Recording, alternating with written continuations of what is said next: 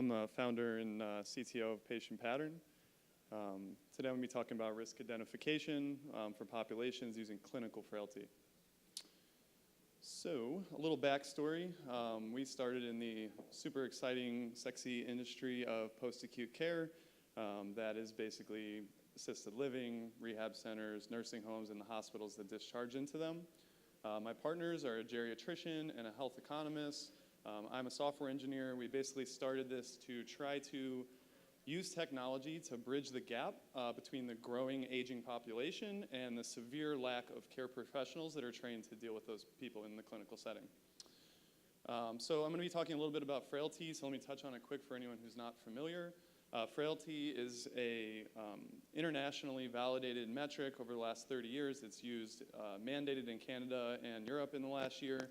Basically what it is a mathematical measure of all the accumulation of deficits that a person can have in their lifetime.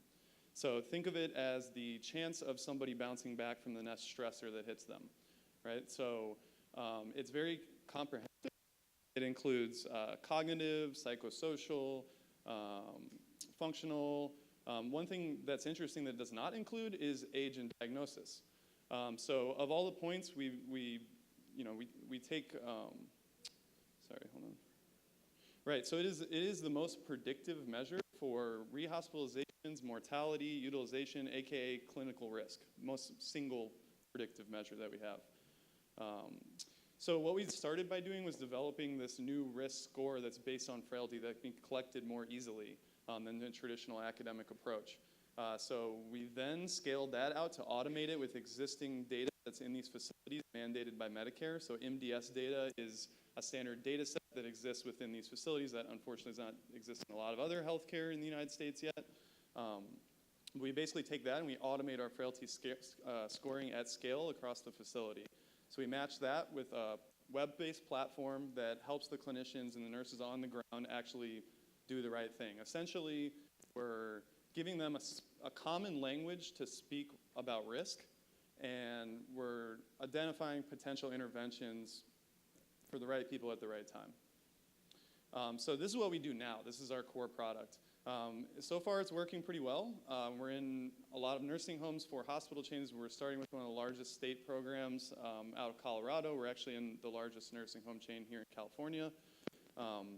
And so what's next? What am I here for today? Well, we basically see opportunity to apply these applications to other health risk insurers and other risk-bearing entities. So the problem is, the industry stagnated for decades. Providers' health risk profiles are changing so fast now, it's really difficult to insure. There's no tools out there today to really automate the identification of these changes in clinical risk in an easy-to-gather, standardized way. Right. So the solution we came up with was this standard risk metric. It's based on the frailty score.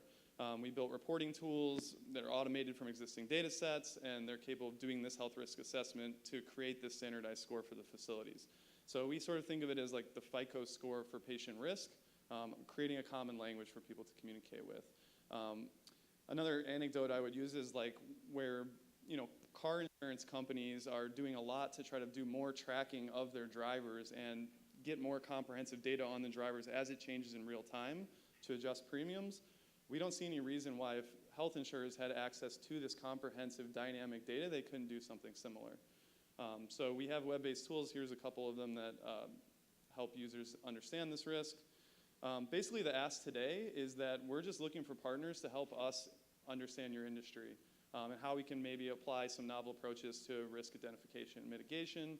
Talk to us if you think we can maybe help you gain some competitive advantage, or we can talk about the data sets that you have and how we can map them to frailty, and maybe you can help us grow in the industry.